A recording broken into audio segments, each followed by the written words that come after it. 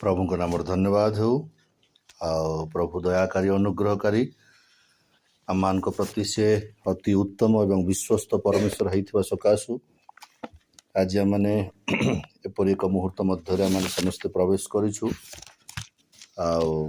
विशेषतः जड़े व्यक्ति को आम स्मरण करने निमंते आज आम कौन करें उपस्थित अच्छु नहीं यह हूँ एक स्मरणीय सभा जेपरिक आम आम परिवार मध्य जो दीदी आम मानकर हे तो पूर्व दिन गुड़िक सी प्रभुंकर इच्छा अभिमत अनुसार से जगत को आसी दीर्घ वर्ष काल पर्यंत से जगत मध्य रहिले पुणी थर ईश्वरंकर इच्छा एवं अभिमत सकाशु आ पुनर्बार से कौन कले सी प्रत्यावर्तन कले सी केवे आसी 1980 नहीं कि देखा अच्छी ना 1980 से आसिले एवं गले 2020 नहीं कि 2020 से गले एतिकी दिन गुड़िक सी कौन करिछंती कौन नहीं आ ये सब विषय को बाइबल लिखा अच्छी धार्मिक लोक माने स्मरण करती किंतु दुष्ट लोक मान को कौन करती से माने पासरी जाती से माने जो लोक माने धार्मिक अटंती से लोक माने स्मरण करा जिवे से माने बुझिले जेहेतु ए लोक मानकर कर्म गुड़िक भिन्न अटे एमानकर कर्म गुड़िक भिन्न होइथिबा सकाशु एमान को लोके कौन करती एमाने स्मरण करती कई जन पढ़े हितोपदेश 10 पर्वर 7 पद एठी ज्ञानी सलोमन से कहउछंती धार्मिकर लोक मानकर स्मरण कौन अटे धन्य अटे हैं तापरे मात्र दुष्टर नाम दुष्टर नाम कौन है जीव पची जीवर अर्थ कौन है क्या नष्ट है जीव पची जीवर अर्थ होची नष्ट है जीव किंतु धार्मिक लोक माने कौन हेबे से माने धन्य हेबे धार्मिक लोक माने धन्यर अर्थ होची आशीर्वाद पात्र हेबे से माने अर्थात स्मरण रे रहिबे से माने केबे कौन हेबे नहीं से माने लोक मान को ठारू अंतररु मनरु परिवाररु से माने केबे कौन हेबे नहीं से माने संपूर्ण रूप रे पासरी माने माने से तांकु केही पासरंती नाही तांकु सब बेले लोक माने कौन करंती मने पकांती स्मरण करंती तांकु जेते बेले आमने एपरी दिन गुड़िक आम जिते बड़े आमने आसु एवं एपरी एक स्मरणीय सभा गुड़िक जिते बड़े आमने आयोजन करू परिवार भावरे हो मांडलिक भावरे हो जिते बड़े आम स्मरण करुछु यह होछि एपरी एक गुरुत्वपूर्ण समय कि तांकु भी स्मरण करिवार आवश्यक रही एवं निज विषय मध्य सचेतन हेबार आवश्यक रही कहीं प्रत्येक लोकों को आम को जानिबा आवश्यक कि मो बापा मो माँ मो भाई मो भौणी कि मो पुओ मो झियो मो स्त्री मोर स्वामी जदि मृत्युवरण करुछि ताहले से गला कौठिकी अनेक लोक एक कथा जानती नहीं किंतु धन्य सही परमेश्वर आम मानू यही सब विषय जानिबा निमंता मान को मापकाठी प्रभु देइछंती आम हालेलुया मापकाठी कहले बुझी पड़ुछंती आपण हाँ मापकाठीर अर्थ कौन ना जड़े व्यक्ति जदि जगतरु जदि चलीगला ताहेले सी गला कौठिकी एबे आपण को घर जदि कौन से गोटाए लोक धरंतु आज्ञा जीवे कौटी गोटे जीवे କିନ୍ତୁ ଆପଣଙ୍କୁ ପଚରା ଯିବ କି ଆଜ୍ଞା ଗଲେ କୁଆଡ଼େ? ଆପଣ କ'ଣ କହିବେ? ଆପଣଙ୍କ ସ୍ୱାମୀ ଗଲେ କୁଆଡ଼େ ଯଦି କେହି ଯଦି ପଚାରନ୍ତି ଆପଣ କ'ଣ କହିବେ? ଆପଣ ଜାଣିଥିଲେ ନିର୍ଦ୍ଦିଷ୍ଟ ଭାବରେ ଆପଣ କହିବେ କି ନାଇଁ ସେ ଅମୁକ ଗାଁକୁ ଯାଇଛନ୍ତି, ସେ ମାର୍କେଟକୁ ଯାଇଛନ୍ତି, ନାଇଁ ନିର୍ଦ୍ଦିଷ୍ଟ ଭାବରେ ଆପଣ ଜାଣିଥିଲେ ଆପଣ କହିପାରିବେ କି ହଁ ମୋ ସ୍ୱାମୀ ଯାଇଛନ୍ତି। କ'ଣ ପାଇଁ? ଅଫିସ କାମ ପାଇଁ ଯାଇଛନ୍ତି, ବ୍ୟବସାୟ ପାଇଁ ଯାଇଛନ୍ତି, କି ବଜାରକୁ ଯାଇଛନ୍ତି, କି ମୋ ପୁଅକୁ ସ୍କୁଲକୁ ଛାଡ଼ିବାକୁ ଯାଇଛନ୍ତି, କିମ୍ବା ଅନ୍ୟ କୌଣସି ଗୋଟେ କାମରେ ସେ ଯାଇଛନ୍ତି। ଆପଣଙ୍କୁ କ'ଣ କରିବା ଦରକାର? ଆପଣଙ୍କର ସ୍ୱାମୀ ସ୍ତ୍ରୀ ରୂପରେ ଆପଣ ଯେତେବେଳେ ଅଛନ୍ତି ବୋଲି କହିଲେ ଆପଣଙ୍କୁ ନିଶ୍ଚିତ ରୂପେ ଜାଣିବା ଦରକାର ଯେ ଆପଣଙ୍କର ସ୍ୱାମୀ ଗଲେ କୁଆଡ଼େ। ଆପଣଙ୍କ ପିଲା ଯଦି ଅଛି ତାହେଲେ ଆପଣଙ୍କର ପିଲା ଗଲା କୁଆଡ଼େ। ଆପଣଙ୍କ ଝିଅ ଯଦି ଅଛି ତାହେଲେ ଝିଅଟି ଗଲା କୁଆଡ଼େ। ଏଇଟା କିଏ ଜାଣିବା ଦରକାର? କିଏ ଜାଣିବା ଦରକାର? ପରିବାର ଲୋକ, ବାପା ମା ଜାଣିବା ଦରକାର। ବାପା ମା ଜାଣିବା ଦରକାର। ଯଦି କେହି ଯଦି ପଚାରନ୍ତି ପୁଅ ଗଲା କୁଆଡ଼େ, କିଏ ଜାଣେ, ମୁଁ ଜାଣିନି, ସେଇଟା କ'ଣ ଅଟେ? ସେଇଟା ଆମ ପିଲାମାନଙ୍କ ପ୍ରତି ଅଜାଗ୍ରତକୁ ବୁଝାଏ ନା ନାଇଁ? ଆମ ପିଲାପିଲି ମାନେ କୁଆଡ଼େ ଗଲେ, କ'ଣ କରୁଛନ୍ତି, କ'ଣ ନାହିଁ, ଆମେ କ'ଣ କିଛି ସେଥିପାଇଁ ଧ୍ୟାନ ନାହିଁ ଆମର। ଆମମାନଙ୍କ ପାଖରେ ହିସାବ ରହିବା ଦରକାର କି ମୋ ପିଲା ଗଲା କୁଆଡ଼େ, ମୋ ସ୍ତ୍ରୀ ଆଜି ଗଲା କୁଆଡ଼େ, ମୋର ସ୍ୱାମୀ ଆଜି ଗଲା କୁଆଡ଼େ। ଏଇ କଥାକୁ ଆମମାନଙ୍କୁ ଜାଣିବା ଦରକାର ଆମମାନଙ୍କୁ। ତେଣୁ ଈଶ୍ୱରୀୟ ସନ୍ତାନ ସନ୍ତତି ଭାବରେ ଆମେମାନେ ଈଶ୍ୱରଙ୍କର ସନ୍ତାନ ସନ୍ତତି ଭାବରେ ଜାଗତିକ ଲୋକମାନେ ହୁଏତ ସେମାନେ ଜାଣି ନ ପାରନ୍ତି, କାରଣ ସେମାନେ ମରିଗଲା ପରେ କୋଉଠିକି ଯାଆନ୍ତି ସେମାନେ କିଛି ଜାଣନ୍ତି ନାହିଁ। କିନ୍ତୁ ବାଇବଲରେ ଆମମାନଙ୍କୁ ଈଶ୍ୱରଙ୍କ ନିକଟକୁ ଯିବା ନିମନ୍ତେ ଅନେକ ପ୍ରକାରର ବିଷୟ ଗୁଡ଼ିକ ସବୁ ଆମମାନଙ୍କ ବାକ୍ୟରେ ଲେଖା ଅଛି। କେଉଁ ବ୍ୟକ୍ତି ସେ ସ୍ୱର୍ଗ ରାଜ୍ୟକୁ ଯାଏ, କେଉଁ ବ୍ୟକ୍ତି ଈଶ୍ୱରଙ୍କର ରାଜ୍ୟକୁ ସେ ଫେରେ। ବାଇବଲରେ ଏପରି ଅନେକ କାହାଣୀ ଅଛି। ବାଇବଲରେ କ'ଣ ଲେଖା ଅଛି? ଯେଉଁମାନେ ଖ୍ରୀଷ୍ଟଙ୍କ ଠାରେ ଥାଇ ମରିଅଛନ୍ତି। କ'ଣ ସେଇଟା? ଯେଉଁମାନେ ଖ୍ରୀଷ୍ଟଙ୍କ ଠାରେ ଥାଇ ମରିଅଛନ୍ତି ସେମାନେ କ'ଣ ହେବେ? ସେମାନେ ପୁନର୍ବାର କ'ଣ ହେବେ? ସେମାନେ ଜୀବିତ ହେବେ ଏବଂ ପ୍ରଭୁଙ୍କର ନିକଟକୁ ସେମାନେ ଯିବେ। ଆମେ ଆଜି ହୁଏତ ପରିବାରରେ ଆଜି ଦିଦି ଚାଲି ଯାଇଛନ୍ତି, ତାଙ୍କୁ ସ୍ମରଣ କରିବାଟା ତ ବହୁତ ଭଲ କଥା, କିନ୍ତୁ ଦିଦିଙ୍କୁ ଈଶ୍ୱର ସ୍ମରଣ କରିବା ହେଉଛି ବହୁତ ଗୁରୁତ୍ୱପୂର୍ଣ୍ଣ। ପ୍ରେଜ୍ ଦ ଲର୍ଡ। ବୁଝିଲେ? ମୋ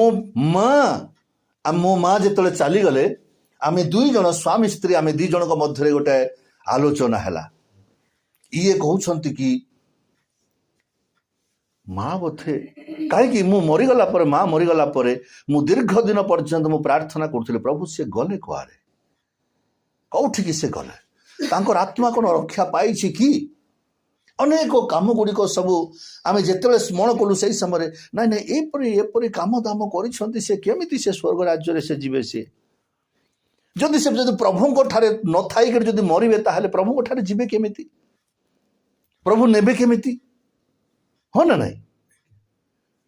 ଯଦି ଆମେ ପ୍ରଭୁଙ୍କ ଠାରେ ନଥାଇକି ଜୀବନଯାପନ କରୁଥିବା, ଆମ ନିଜ ଇଚ୍ଛାରେ ଜୀବନଯାପନ କରୁଥିବା, ଆମ ଇଚ୍ଛାରେ ଆମେ ଚାଲୁଥିବା, ଜଗତ ଯେମିତି ଚାହୁଁଛି ସେମିତି ଆମେ ଜୀବନଯାପନ କରୁଥିବା, ଆଉ ଏପରି ଭାବରେ ଜୀବନଯାପନ କରୁ କରୁ ଯଦି ଡୁବନ୍ତ ନେଇଛି, ମଣ୍ଡଳୀରେ ତ ଜଣେ ପାଳକ ହେଇଛି, ମଣ୍ଡଳୀରେ ତ ଜଣେ ସଭ୍ୟ ଅଛି, ମଣ୍ଡଳୀରେ ତ ଜଣେ ପ୍ରାଚୀନ ଅଛି, ମଣ୍ଡଳୀରେ ତ ଜଣେ ଲୋକ କ'ଣ ଅଛି, ସିଏ ସେକ୍ରେଟାରୀ ଅଛି, ମଣ୍ଡଳୀରେ ତ ଜଣେ ପ୍ରେସିଡେଣ୍ଟ ଅଛି।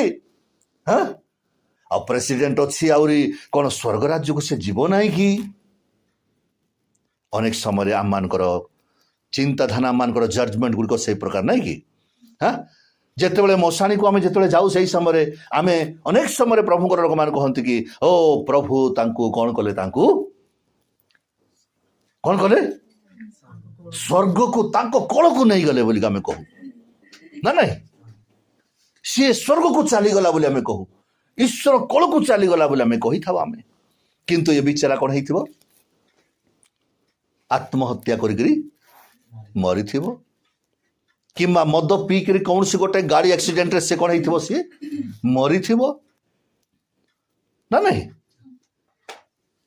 विष पीकरी मरी सी हाँ दी जन गंडगोल हो दी जन मारपिट हो हठात के गोटे मारिदेला से मरी जाइए ना नहीं हाँ स्वामी स्त्री मध्य प्रेम नथिबो परिवार सहित कौन संपर्क नथिबो मंडली सहित तांकर कौन संपर्क नथिबो प्रार्थना सहित तांकर कौन भाव नथिबो बाइबल पढ़िबारे तांकर कौन किसी नथिबो ईश्वरीय काम तांको जीवन रे केबे मध्य गोटे देखा जाउ नहीं सब बेले से बिचारा लोकटा निज इच्छा रे एंजॉय करूची हाँ निज इच्छा रे बंचुची से जेमिति इच्छा सेमिति से बंचुची मन जेमिति कहला सेमिति से चालुची हाँ ईश्वर वाक्यर इच्छा रे चालू नहीं किंतु निजे निज मनर गति रे कौन करुची सी चालुची निजर मनर गति रे तुमे चाल नहीं बोली वाक्यर लेखा अछि हितोपदेश 3 पर्व रे लेखा अछि ना वाक्यर लेखा अछि 3 पर्व लेखा अछि तुमे तुमर निजर मनर गति रे कौन करो नहीं तुमे चाल नहीं मनर गति रे चाल नहीं किंतु ए दिन गुड़ी करे आम माने देखुछु आम मानकर लोक माने इवन आमे माने मध्य आम मानकर कौन ना आमर मनर गति रे आमे चालुछु आमे बुझिले कि आमर आमे जेमिति चाहुछु आमर इच्छा जेमिति आमे आम हिसाब रे आमे चालिबा को आमे चाहुछु बुझिले कि 3 पर्वर 5 पद एवं 6 पद तुमେ ସର୍ବାନ୍ତକରଣ ସହିତ ସଦାପ୍ରଭୁଙ୍କଠାରେ ବିଶ୍ୱାସ କର ଓ ନିଜ ସୁବିବେଚନାରେ ଆଉଜି ପଡ ନାହିଁ ଆପଣାର ଆପଣାର ସବୁ ଗତିରେ କଣ କର ତୁମେ ତାଙ୍କୁ ସ୍ୱୀକାର କର ନିଜର ଗତି ନିଜର ଭାବନାରେ ଆମେ ମାନେ ନ ଚାଲୁ ଆମେ ଅନେକ ସମୟରେ ନିଜର ଇଚ୍ଛାରେ ଆମେ ବଞ୍ଚିବୁ निज इच्छा खाइबू निज इच्छा पिंधिबू निज इच्छा अनुसार माने आमोद प्रमोद करिबू एवं शेष रे आमे आशा करिबू कि मु प्रभु को राज्य को जीवी प्रभु जीशु होउछंती स्वर्ग राज्यर से कोन अटंती द्वार अटंती प्रभु जीशु को बिना आमे केबे स्वर्ग राज्य रे पहुंची परिबा नाही तांको बिना नाही कि तांको बिना आमे केबे मध्य स्वर्ग राज्य को जाई परिबानी तेबे प्रभु जीशुंकर जो मानदंड अछि जो नीति नियम अछि जो तांकर डिमांड अछि आमान को प्रति आम माने जहा जहा करिबो बोली प्रभु चाहुछंती से समस्त विषय फुलफिल कला पर ही से आम मान को बाट छाड़िबे हो ना नहीं आम मानकर सब किछि जेते बेले आम मानकर चेकिंग हुए सब चेक करते नहीं कि सब चेक कला पर आम मान को कौन करती से माने आम मान को एंट्री करांती आम एंट्री करने को हेले नियम जहा जहा अछि ताकू जने व्यक्ति मानिबा आवश्यक न मानिले से एंट्री करि परिबो नाही से पचारिबे तो किए जीशु थरे गोटे कहानी कहले विवाह घरे समस्त को डका होता नहीं समस्त को बाहाघर पर डका होता किंतु से भितर जड़े लोक कौन कर सी विवाहर वस्त्र को न पिंधिक आसी मालिक कहले बुलु बुलु देखिले कि विचारा लोकटा विवाह वस्त्र पिंधि ना कहले कि होय भाई तुम्हें केमिति कौठी आस तुम्हें कारण विवाह निमंते गोटे स्वतंत्र वस्त्र थिला ये बिचारा से वस्त्र न पिंधिक पहुंची ये कहले कि तुम्हें केमिति आसिला तुम्हें किए तुमको छाड़िला तुमको किए तुमको एंट्री कला शेष मालिक कहले याकू नियो, ये योग्य नुहे, ये जगह रहिबा योग्य नुहे, याकू कौन करो तुम्हें ताकू अंधकार जे कौन करो तुम्हें ताकू सेठी पकई दियो। प्रिय मंडली, आम मानकू जानिबा दरकार कि आमे माने आम मानकर परिवार मध्यरे जो लोक माने जगतर विदाय नौछंती से माने जाउछंती कुआड़े। जदि आमे एतिकी जदि आमे जदि चिंता करिबू, हाँ, मो स्वामी गले कुआड़े, मो स्त्री गले कुआड़े, मोर पिला आज गला कुआड़े, मो बापा गले कुआड़े, मो माँ गले कुआड़े, आज जदि आमे जदि ताकू जदि आकलन करिबा ताहेले कौन हबो, लाभ कौन हबो, आमको निजको निजे प्रस्तुत हेबा निमंते आम मानकू कौन करिबो ताहा साहाय्य करिबो। लुक पुस्तक रे लेखा अछि, हाँ, लुक पुस्तक रे धनी एवं लाजार विषय लेखा अछि, नहीं, धनी एवं लाजार विषय लेखा अछि। धनी लोकटी भावुथिला ये बड़ सुंदर खाई पी मजा मजलिस करी निज इच्छा रे बंची भल भल वस्त्र पिंधि सुना अलंकार गाड़ी घोड़ा जहाँ भी अच्छी सब उपभोग करी ये विचार लोकटा भावुथिला कि मु मध्य कौटी की जीवी, स्वर्ग राज्य को जीवी, हाँ, मु मध्य स्वर्ग राज्य को जीवी। कहार इच्छा नहीं स्वर्ग राज्य को जीवा को, कहार इच्छा नहीं, मदुआ को भी इच्छा, चोर को भी इच्छा ना, नहीं, डकायत को भी इच्छा, व्यभिचारी को मध्य इच्छा, डकायत को मध्य इच्छा, समस्ते चाहती कि मु कौटी की जीवी, वैकुंठपुर को जीवी। हाँ, आम मानकर किछि भ्रांत विश्वास, हाँ, कि कौन ना जदि स्वर्ग द्वार पुरी रे जदि, हाँ, कौन हबो, शवटा जदि पोड़ा हबो ताहले सीधा सड़क कौटी की पळैबो, सी स्वर्ग को पळैबो। सी तार शवटा जाइगर कौटी हेबा दरकार, ये पूरी स्वर्ग द्वार रे कौन हबा दरकार, तार शवदाह हेबा दरकार। तेबे कौन है जीवो, सी सीधा सड़क वैकुंठपुर को से चली जीवो, स्वर्ग राज्य को से चली जीवो। एपटे से डकायत काम करिथिबो, हाँ, मर्डर थिबो, सी, हाँ, ईश्वर को जानिनी, सी ईश्वर को सहित तार कौन संपर्क नहीं, स्वर्गर मालिकों सहित तार कौन किसी व्यक्तिगत संपर्क नहीं। मते जदि आपण घर को आसवा को हेले मते कौन दरकार, ये घर मालिकों सहित मते संपर्क दरकार, हाँ ना नहीं। ये घर मालिकों सहित जदि संपर्क न हो ताले मु एंट्री करि परिबे कि भितरे, आपण कौन सी गोटे अपरिचित घर को सीधा सड़क घर को चली माने पहुंच भीतर को जाई परिबे, आपण केबे पहुंची पारिबेनी। स्वर्ग राज्यर मालिक जीए तांको सहित व्यक्तिंकर कौन रहिबा दरकार, संपर्क रहिबा दरकार। स्वर्ग राज्यर जे मालिक जीए प्रभु जीशु ख्रीष्ट तांकर सहित आम मानकर सुसंपर्क रहिले आमे माने मरीगले मध्य किछि जाय आसे नाही।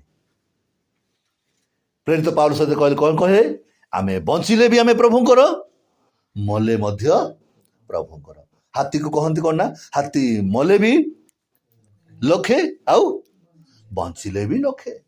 जदि प्रभुंक ठारे थिबा लोक माने जदि प्रभुंकर सहित जदि से माने चालुछंती, प्रभुंकर वाक्य अनुसार चालुछंती, प्रभुंकर इच्छा अनुसार जदि चालुछंती ताहेले से मले भी केते, बंचिले भी किछि असुविधा नहीं, मले भी किछि असुविधा नहीं।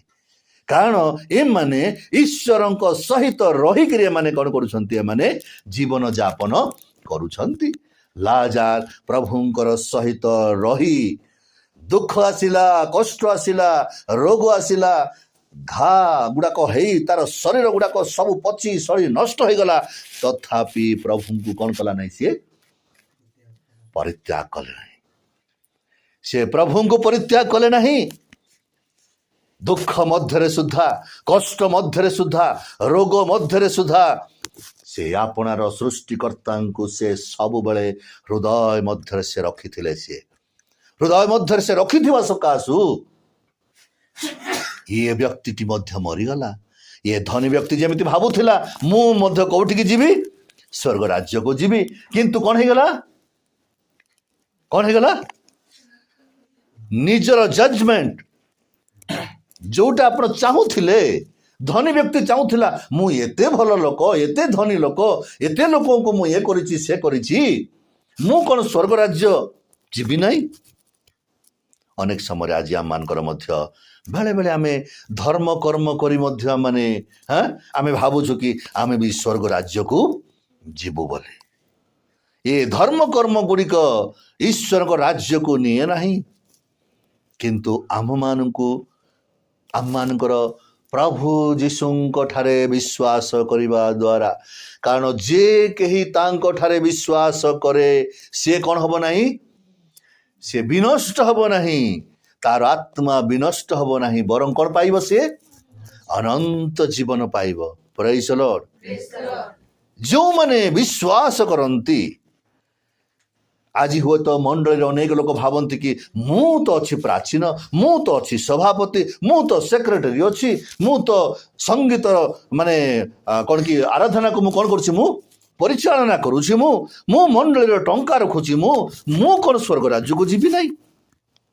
ବାକି ଅନ୍ୟାନ୍ୟ ସମସ୍ତେ ଏମାନେ ସବୁ ଛୋଟ ଲୋକ, ଏମାନେ ସବୁ ନା ନାଇଁ।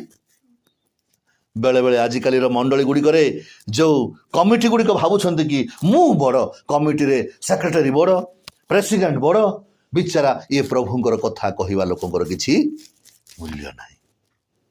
ଯିଏ ପ୍ରଭୁଙ୍କର କଥା କଢ଼େଇ ନେଉଛି ତା କଥାକୁ ମୂଲ୍ୟହୀନ କରୁଛନ୍ତି। କାହିଁକି ମୂଲ୍ୟହୀନ କରୁଛି? ଯେହେତୁ ଏହା ହେଉଛି ଶୟତାନର ଚାଲ ଅଟେ। ଏହା ହେଉଛି ଶୟତାନର ଚାଲ। କାହିଁକି? କିଏ କାହା କଥା ଶୁଣେ? ସାନ ଲୋକ ବଡ଼ ଲୋକର କଥା ଶୁଣିବ ନା ବଡ଼ ଲୋକର କଥା ସାନ ଲୋକ ଶୁଣିବ? କିଏ ଶୁଣିବ ଆଜ୍ଞା? ବଡ଼ ଲୋକର କଥାକୁ ସାନ ଲୋକ ଶୁଣିବ ନା ସାନ ଲୋକର କଥାକୁ ବଡ଼ ଲୋକ ଶୁଣିବେ? ବଡ଼ ଲୋକର କଥାକୁ ହିଁ ସାନ ଲୋକମାନେ ଶୁଣିବେ, ହଁ ନା ନାଇଁ? ଶୁଣନ୍ତି ସେମାନେ। ମଣ୍ଡଳୀ ଗୁଡ଼ିକରେ ଯେ ଶୟତାନ ଆଜି ଏମିତିକା ଏକ ଚାଲ ଖଞ୍ଜି ଦେଇଛି ଲୋକମାନଙ୍କୁ, ପାଳକ ଆମମାନଙ୍କର ତଳେ ଅଛି। ସେ ପାଳକ କାହା କଥା ଶୁଣିବ? ସେକ୍ରେଟାରୀ କଥା ଶୁଣିବ ନା ନାଇଁ? କାହା କଥା ଶୁଣିବ? ସିଏ ପ୍ରେସିଡେଣ୍ଟ କଥା ଶୁଣିବ। ସିଏ ମଣ୍ଡଳୀ ଯିଏ ବଡ଼ ଲୋକ ତା କଥା ଶୁଣିବ। ଇଏ ବିଚାରର କଥା କିନ୍ତୁ ଲୋକେ କେହି ଶୁଣିବେ ନାହିଁ। ଇଏ ବିଚାର ଘଣ୍ଟା ଘଣ୍ଟା ଧରି ପ୍ରଚାର କରିବ, କିନ୍ତୁ କୌଣସି ଗୋଟେ କଥା ମଧ୍ୟ ଏମାନେ କେହି ଶୁଣିବେ ନାହିଁ। କାହିଁକି? ଏମାନେ ବଡ଼ ଲୋକ ନା, ଏମାନଙ୍କୁ କୌଣସି ପ୍ରକାର ଦରକାର ନାହିଁ। ଏଇଟା ଗୁଡ଼ା ସବୁ ଏମାନଙ୍କୁ ଦରକାର ନାହିଁ। ସେଥିପାଇଁ ବୋଲି ଏମାନେ ପାଳକଙ୍କ କଥା ସେମାନେ ଶୁଣନ୍ତି ନାହିଁ। ଏମାନେ ଟଙ୍କା ଦଉଛନ୍ତି ତାକୁ, ଏମାନେ ତାକୁ କିଛି କରୁଛନ୍ତି, କିଛି ଟିକେ ଭାବୁଛନ୍ତି କି ଆମେ ବଡ଼ ଲୋକ, ଆମ କଥା ସିନା ଶୁଣିବ, ଆମେ ତା କଥା ଶୁଣିବୁ କାହିଁକି?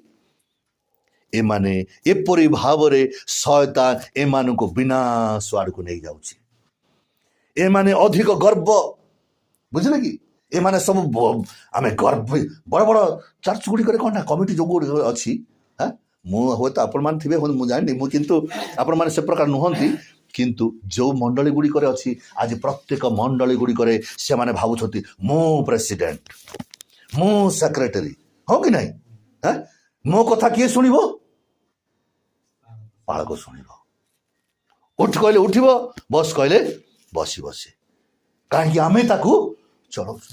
କିନ୍ତୁ ପ୍ରଭୁ ଯେ ତାକୁ ନିଯୁକ୍ତି ଦେଇଛନ୍ତି, ମଣ୍ଡଳୀର ମସ୍ତକ ଯେ ପ୍ରଭୁ ଯୀଶୁ ଖ୍ରୀଷ୍ଟ ଅଟନ୍ତି, ଏବଂ ପରମେଶ୍ୱର ତାକୁ ନିଯୁକ୍ତି ଦେଇଥିବା ସକାଶୁ ସିଏ ଯେ ମଣ୍ଡଳୀର ମସ୍ତକ ସ୍ୱରୂପ। ପରିବାରରେ ସ୍ୱାମୀ ହେଉଛି କିଏ ଅଟେ? ସ୍ୱାମୀ କିଏ? ମସ୍ତକ। ଯଦି ପରିବାରରେ ସ୍ତ୍ରୀ ଯଦି ମସ୍ତକ ହବ ତାହେଲେ କ'ଣ ହବ? କ'ଣ ହବ ଆଜ୍ଞା? ସ୍ତ୍ରୀ ଯଦି ହେଡ୍ ହବ,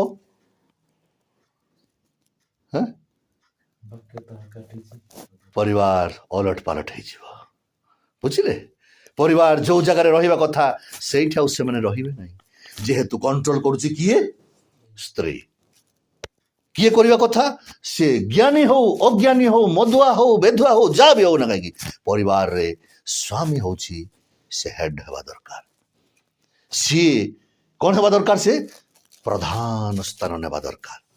हाँ जदि भूल होची ताहले स्त्री हिसाब रे आमे धीर स्थिर भाव रे आमे तांको कोन करबा आमे ताको बुझेबा। देखो तुमे होचो घरर मालिक, तुमे जदि एपरि जदि काम करिवो ताहले घर केमिति चलिबो ए कथा केमिति आउ हइरे तू पीक रे आसी तू आसी नाटक करूछु। हाँ जदि आमे जदि सेपरि जदि कहिबा ताहले से बिचारार जो मस्तक तार आउ किछि शोभा रहिबो किछि शोभा रहिबो हाँ नाही। आमे प्रेम रे कहीं वाक्य लेखा अच्छी स्त्री माने अपना अपना स्वामीर बसीभूता हेउंतु। प्रिय मंडली कहिबार अर्थ होची जेहेतु मु एथिपाई कथा कहली कि बड़ लोककर हाँ बड़ लोक माने सान लोक मानकर कथा शुणती नहीं। आउ यही दिन गुड़िक शयतान एपरी मंडली करिछि कि मंडली रे पालक किछि नुहे। ये आममानकर गोटे आममानकर भाषा रे कौन ना ओलिया गाटांजु ना आलिया गाटांजु ना आलिया गाटांजु आलिया गाटा बोली कहले कौन चाकर सी हाँ मंडली रे गोटे किए सी चाकर सी किछि पैसा दौछंती मंडली लोक माने बोली ए माने तांकर ता ये होची आलिया गाटांजु चाकर अटे। चाकर कथा को मालिक शुणिब कि शुणिब नाही। शयतान कहूची बापरे तू होचु मालिक हाँ तू मालिक सेथिपाई बोली बालक कथा कौन शुणिबु तो कथा सिना से शुणिबे हाँ तो कथा सिना से माने शुणिबे। आज सेथिपाई एमाने प्रभुंक ठारू दूर को चली जाई आज एमाने विनाश आड़कू जाउछंती ए लोक माने जेहेतु एमाने ईश्वर वाक्य को अग्राह्य करी एमाने मृत्यु आड़ को चली जाउछंती भावुछंती कि आमे बड़ लोक तो आमे स्वर्ग राज्य रे निश्चय जीवो। ये धनी लोक मध्य चिंता करुथिला मु धनी लोक गाँ रे बड़ लोक समस्त जगह रे बड़ लोक मु कौन स्वर्ग राज्य को जीवी नहीं। ये बिचारा किए ये ऐठा खिया लोक ये अनेक समय प्रभुंकर लोक मान बेले बेले एपरी मु शुणी ये लोक हूँ ऐठा खिया लोक ये आमे दौचु खाऊचु पुणी आमको पुणी बड़ बड़ कथा कहूँ।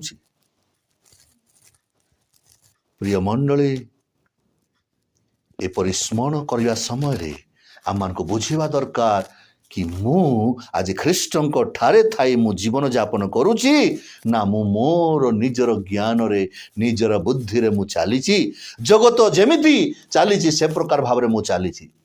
जदि मो भाई जदि मरीगला ताहले कौठी की जीव से मो बापा जदि मरीगले ताहले कौठी की जीव से जदि ए प्रकार जदि काम करुथिबो ताहले कौठी की जीव आज्ञा एपर जदि काम करुथिबो ताहले कौठी की जीव से ईश्वर को राज्य रे जगह नहीं ता पाई कारण जो माने ख्रीष्टंक ठारे थाईकरी मरीछंती केवल से मानक पाई ही स्वर्ग राज्य रे जगह अछि। आमु धन्यवाद दउछि कि आममानकर दीदी तांकर जीवन को आमे देखिछु शेष दिन गुडी करे कि से प्रभुंक ठारे थाई मृत्युवरण करिछंती। एथिपाई आममानकु व्यतिव्यस्त न होई बरं आमान को आनंद करिबा दरकार।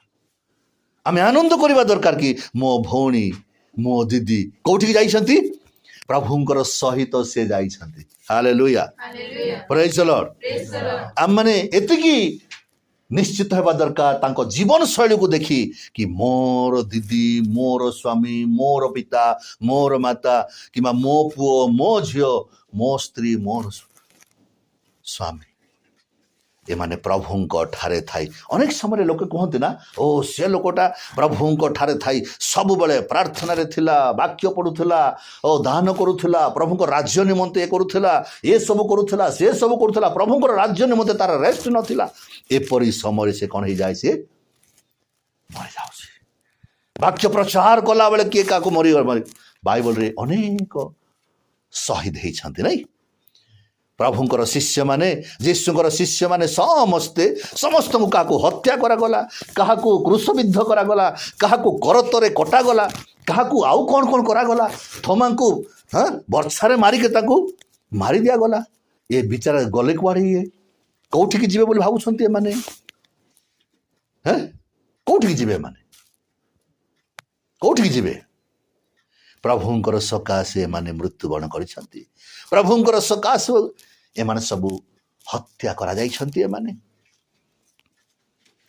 ଏମାନେ କୋଉଠିକି ଯିବେ?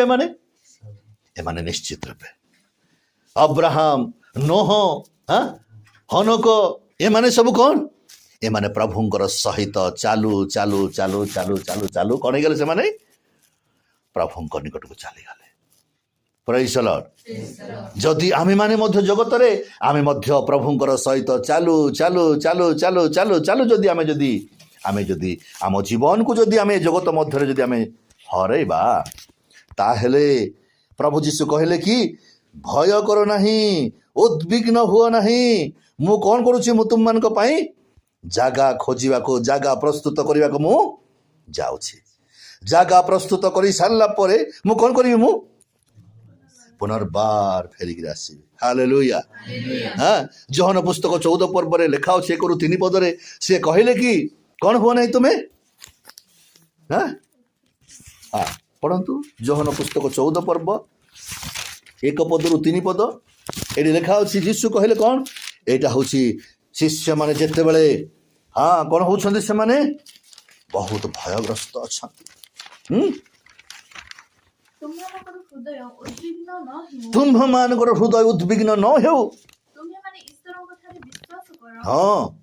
ମୋ ଠାରେ ମଧ୍ୟ ବିଶ୍ୱାସ କର। ମୋର ପିତାଙ୍କ ଗୃହରେ ଅନେକ ବାସସ୍ଥାନ ଅଛି। ଯଦି ନଥାନ୍ତା ତାହାହେଲେ ମୁଁ ତୁମମାନଙ୍କୁ କହିଥାନ୍ତା।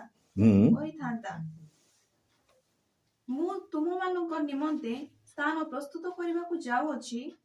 ପୁଣି ମୁଁ ଯାଇ ତୁମମାନଙ୍କ ନିମନ୍ତେ ସ୍ଥାନ ପ୍ରସ୍ତୁତ କଲେ ପୁନର୍ବାର ଆସିବି। ଆଉ ମୁଁ ଯେଉଁ ସ୍ଥାନରେ ଥାଏ ତୁମେମାନେ ମଧ୍ୟ ଯେପରି ସେହି ସ୍ଥାନରେ ରହିବ, ସେଥି ନିମନ୍ତେ ତୁମମାନଙ୍କୁ ଆପଣ ନିକଟକୁ ଘେନିଯିବି।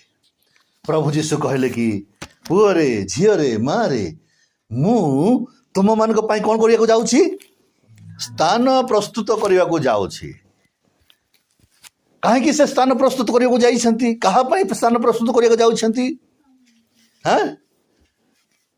ସେହି ଲୋକମାନଙ୍କର ନିମନ୍ତେ ଯେଉଁମାନେ ପ୍ରଭୁଙ୍କ ଠାରେ ଥାଇ ମୃତ୍ୟୁବରଣ କରିବେ, ଯେଉଁମାନେ ପ୍ରଭୁ ଯୀଶୁଙ୍କର ସହିତ ଚାଲୁ ଚାଲୁ ଚାଲୁ ଚାଲୁ ଚାଲୁ ଚାଲୁ ତାଙ୍କ କଥା, ତାଙ୍କ ଆଦେଶ ମାନିକିରି ସେମାନେ ଜୀବନଯାପନ କରୁ କରୁ, ଈଶ୍ୱରଙ୍କର ବାକ୍ୟ ଅନୁସାରେ ଜୀବନଯାପନ କରୁ କରୁ, ଈଶ୍ୱରଙ୍କର ସେବା କରୁ କରୁ, ଏବଂ ଏହା ମଧ୍ୟ ସତ୍ୟ ଭାବରେ, ଜାଗତିକ ଭାବରେ ନୁହେଁ। ଜଗତର ଲୋକମାନେ ଅନେକ ସମୟରେ ଅନେକ ପ୍ରଭୁଙ୍କର ଲୋକମାନେ ପ୍ରଭୁଙ୍କର ସେବା କରୁଛନ୍ତି, କିନ୍ତୁ ଏପଟେ ଚୋରି ବି କରନ୍ତି, ଡକାୟତି ବି କରନ୍ତି, ବିଭିନ୍ନ ପ୍ରକାର କର୍ମ କରନ୍ତି। ନାଇଁ, ଏପରି କର୍ମ କରି ମଧ୍ୟ ମୁଁ ପ୍ରଭୁଙ୍କର ସେବକ ବୋଲି କହିଲେ ପ୍ରଭୁ ଜାଣିଛନ୍ତି ସମସ୍ତଙ୍କୁ। ବିଶ୍ୱାସୀ ମଧ୍ୟ ଏପଟେ ରାତିରେ ଗୋଟେ କାମ, ଦିନରେ ଗୋଟେ କାମ ଯଦି କରୁଥିବ, ଆଉ ସେ ଯଦି କହିବ କି ନାଇଁ ମୁଁ ଠିକ୍ ବୋଲିକିରି, ସିଏ ଯଦି ହୁଏତ ମୁଁ ସ୍ୱର୍ଗ ରାଜ୍ୟକୁ ଯିବି ବୋଲି ଆଶା କରୁଥିବ, ତାହେଲେ ପ୍ରଭୁ ସମସ୍ତଙ୍କୁ ଚିହ୍ନନ୍ତି, ଜାଣନ୍ତି। ଆମମାନଙ୍କ ନିମନ୍ତେ ସ୍ୱର୍ଗ ରାଜ୍ୟରେ ଜାଗା ମିଳିବନି।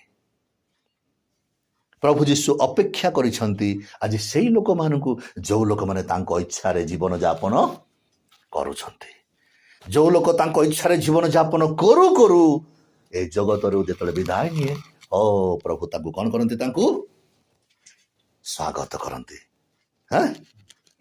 ଷ୍ଟିଫାନଙ୍କର ଆତ୍ମାକୁ ପ୍ରଭୁ ଗ୍ରହଣ କରିବା ନିମନ୍ତେ ସ୍ୱର୍ଗ ସିଂହାସନ ମଧ୍ୟରେ ସେ କ'ଣ ହଉଛନ୍ତି? ଠିଆ ହଉଛନ୍ତି। ସେ ମରିଗଲା ପରେ ଷ୍ଟିଫାନଙ୍କର ଆତ୍ମାକୁ ଗ୍ରହଣ କରିବା ପାଇଁ ସ୍ୱର୍ଗ ରାଜ୍ୟରେ ସେ ସିଂହାସନ ସେ ଠିଆ ହଉଛନ୍ତି। ସ୍ୱର୍ଗର ଦୂତମାନେ ସମସ୍ତେ ତାଙ୍କୁ ୱେଲକମ୍ କରିବା ପାଇଁ, ସ୍ୱାଗତ କରିବା ପାଇଁ ଠିଆ ହେଇଯାଉଛନ୍ତି। ତେଣୁ ପ୍ରିୟ ବାପା ମା, ଆଜିର ଏହି ସ୍ମରଣୀୟ ଦିବସରେ ଆଜି ଆମେମାନେ ଆମର ପରିବାରର ପରିଜନମାନେ ଯେଉଁମାନେ ଆଜି ଜଗତରୁ ଚାଲିଗଲେ, ଆଜି ସେ ଲୋକମାନେ ପ୍ରଭୁଙ୍କ ଠାରେ ଥାଇକରି ଯାଇଛନ୍ତି ନା ନିଜ ଇଚ୍ଛାରେ ସେମାନେ ବଞ୍ଚି ବଞ୍ଚି, ନିଜ ଇଚ୍ଛାରେ ଜୀବନଯାପନ କରୁ କରୁ, ଜଗତର ଇଚ୍ଛାରେ ଜୀବନଯାପନ କରୁ କରୁ ଏମାନେ ସବୁ ମାଟି ଭିତରକୁ ଯାଇଛନ୍ତି। ମାଟି ଆମମାନଙ୍କୁ କେବେ ଧରିପାରିବ ନାହିଁ, ମାଟି କେବେ ଧରିପାରିବ ନାହିଁ ଆମମାନଙ୍କୁ, କାରଣ ପ୍ରଭୁ ଆମ୍ଭମାନଙ୍କୁ ସେ ଆସିବେ ଯେଉଁମାନେ ପ୍ରଭୁଙ୍କ ଠାରେ ଆମେ ଥାଇକରି ଯଦି ଆମେ ଜୀବନଯାପନ କରୁ କରୁ ଆପଣ ଆତ୍ମା ଆମେ ହରାଇଥିବା, ଇଏ ଜଗତରୁ ବିଦାୟ ନେଇଥିବା ଆମମାନଙ୍କ ନିମନ୍ତେ ପ୍ରଭୁ ସ୍ଥାନ ପ୍ରସ୍ତୁତ କରିଛନ୍ତି। ହାଲେଲୁୟା। ଆଉ ସେଇ ଜାଗାରେ ଆମମାନଙ୍କ ପାଇଁ କ'ଣ ଅଛି? ପାକ୍କା ଜାଗା ଅଛି। ଯଦି କିନ୍ତୁ ଆମେ ପ୍ରଭୁଙ୍କ ଠାରେ ରହିକରି ଯଦି ଆମେ ଏ ଜଗତରୁ ବିଦାୟ ନେବା, ତାହେଲେ ପ୍ରଭୁ ଆମମାନଙ୍କୁ ସାହାଯ୍ୟ କରନ୍ତୁ। ଆଜିର ଏଇ ସ୍ମରଣୀୟ ସଭାରେ ଆମମାନେ ନିଜେ ପ୍ରସ୍ତୁତ ହେଉ। ମୁଁ କୋଉଠିକି ଯାଉଛି, ମୋର ସ୍ୱଭାବ, ମୋର କାର୍ଯ୍ୟକଳାପ କ'ଣ କ'ଣ, ମୁଁ ଏପରି କାର୍ଯ୍ୟ କରିବା ଦରକାର ଯେଉଁ କାର୍ଯ୍ୟ ପ୍ରଭୁଙ୍କର ପସନ୍ଦ ଯୁକ୍ତ ହେବା ଆବଶ୍ୟକ। ପ୍ରଭୁଙ୍କ ଠାରେ ପସନ୍ଦ ଯୁକ୍ତ ଯଦି ହବ, ଆଉ ଏପରି ଭାବରେ ମୁଁ ଯଦି ଚାଲୁଥିବି, ବାକ୍ୟ ଅନୁସାରେ ମୁଁ ଜୀବନଯାପନ କରୁଥିବି, ପବିତ୍ର ଆତ୍ମାଙ୍କର ସହାୟତାରେ ମୁଁ ଯଦି ଜୀବନଯାପନ କରୁଥିବି, ପ୍ରଭୁ ଯୀଶୁଙ୍କର ଚାଳନାରେ ଚେତନାରେ ଯଦି ମୁଁ ଯଦି ଚାଲୁଥିବି, ଯଦି ମୋର କ'ଣ କିଛି ହେଇଯାଏ, ଜଗତରୁ ବିଦାୟ ନିଏ, ଆମେ ସେଥିପାଇଁ ଦୁଃଖ କିଛି ନାହିଁ, ଆନନ୍ଦରେ ଆମେ ବିଦାୟ ନେବା ଦରକାର ନାଇଁ। ଆମେ ଆମଙ୍କର ମୃତ୍ୟୁ ଆନନ୍ଦଜନକ ହବ, ଆମର ମୃତ୍ୟୁ ଦୁଃଖଜନକ ହବ ନାହିଁ। ଆମମାନଙ୍କର ଲୋକମାନଙ୍କର ପ୍ରିୟ ପରିଜନ ମାନଙ୍କର ମୃତ୍ୟୁ କେବେ ଦୁଃଖଜନକ ହବ ନାହିଁ ଯଦି ସେମାନେ ପ୍ରଭୁଙ୍କ ଠାରେ ଥାଇ ଯଦି ସେମାନେ ମୃତ୍ୟୁବରଣ କରିଛନ୍ତି। ତାହେଲେ ପ୍ରଭୁ ଆମମାନଙ୍କୁ ସାହାଯ୍ୟ କରନ୍ତୁ। ଆଜିର ଏଇ ସ୍ମରଣୀୟ ଦିବସରେ ଆମେ ଅନ୍ତତଃ ନିଜକୁ ପରୀକ୍ଷା କରୁ, ମୁଁ କୋଉ ପଥରେ ଚାଲୁଛି, ମୁଁ କୋଉ ବାଟରେ ଚାଲୁଛି, କାହା ଇଚ୍ଛାରେ ଚାଲୁଛି। ଯଦି ମୁଁ ମୋ ନିଜ ଇଚ୍ଛାରେ ଚାଲୁଥିବି, ମୋ ଇଚ୍ଛାରେ ବଞ୍ଚୁଥିବି, ଆଉ ହଠାତ୍ ଯଦି ମୋର କୌଣସି ପ୍ରକାର କିଛି ଅସୁବିଧା ହୁଏ, ତାହେଲେ କୋଉଠିକି ଯିବି? ନରକକୁ ଯିବି। ଆଉ କିଛି ବାଟ ନାହିଁ, କାରଣ ମନୁଷ୍ୟର ଜୀବନ ଥରେ ଜନ୍ମ, ମୃତ୍ୟୁ, ତାପରେ ବିଚାର। ଆଉ କିଛି ଉପାୟ ନାହିଁ। ନାଇଁ ମୁଁ ଆର ଜନ୍ମରେ କରିବି, ନାଇଁ ନାଇଁ ନାଇଁ, ମନୁଷ୍ୟକୁ ସେତିକି ପ୍ରଭୁ ଦେଇନାହାନ୍ତି। ଥରେ ଜନ୍ମ, ଏଇ ଥରେ ଜନ୍ମ ଭିତରେ ଆପଣ ମୁଁ ଆମମାନେ ନିଜ ଜୀବନକୁ ସଜାଡ଼ି ପାରିବୁ। ଯେହେତୁ ଚାଲିଗଲା ପରେ ଆପଣ ଆଉ ଆପଣଙ୍କର ଲକ୍ଷ୍ୟ ସ୍ଥଳକୁ ବଦଳାଇ ପାରିବେ ନାହିଁ। ମରିବା ପୂର୍ବରୁ ଆମମାନଙ୍କର ଲକ୍ଷ୍ୟ ସ୍ଥଳକୁ ଆମମାନେ ମୁଁ କୋଉଠିକି ଯିବି, ସ୍ୱର୍ଗ ରାଜ୍ୟକୁ ଯିବି ନା ନରକକୁ ଯିବି? ଯଦି ମୁଁ ସ୍ୱର୍ଗ ରାଜ୍ୟରେ ଯିବାକୁ ଚାହୁଁଛି, ତାହେଲେ ମୋତେ ସ୍ୱର୍ଗ ରାଜ୍ୟର ନୀତି ନିୟମ ଗୁଡ଼ିକ ମାନିବା ଆବଶ୍ୟକ। এই ଜଗତରେ ବଞ୍ଚୁ ବଞ୍ଚୁ ହିଁ ମୋତେ ସ୍ୱର୍ଗ ରାଜ୍ୟର ନୀତି ନିୟମକୁ ମାନିବା ଦରକାର। ତେବେ ମୁଁ ଏ ଜଗତର ବିଦାୟ ନେଲା ପରେ ମୁଁ ଅନନ୍ତକାଳୀନ ସ୍ୱର୍ଗ ରାଜ୍ୟକୁ ଯାଇ ପହଞ୍ଚି ପାରିବି। ପ୍ରଭୁ ଆମ ସମସ୍ତଙ୍କୁ ଅନୁଗ୍ରହ କରନ୍ତୁ ଏବଂ ସେପରି ଏକ ଜୀବନ କାଟିବା ପାଇଁ ପ୍ରଭୁ ଆମମାନଙ୍କ ପ୍ରତ୍ୟେକ ଅନୁଗ୍ରହ